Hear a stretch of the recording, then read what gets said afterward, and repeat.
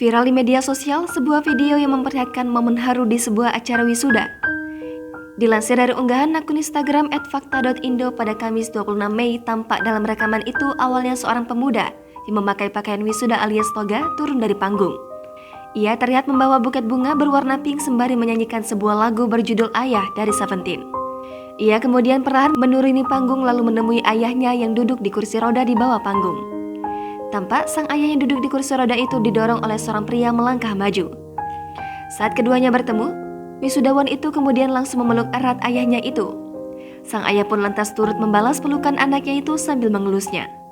Sontak, momen haru tersebut membuat orang-orang yang berada di sekitar lokasi tak dapat menahan rasa haru.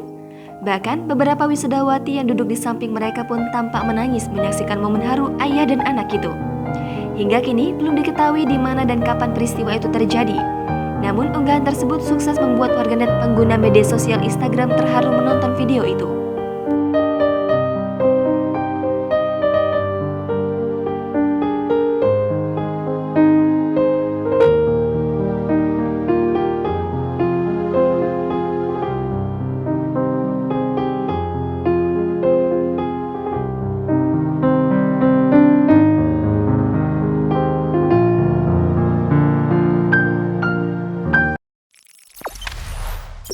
Jangan lupa subscribe, share, komen, dan like ya.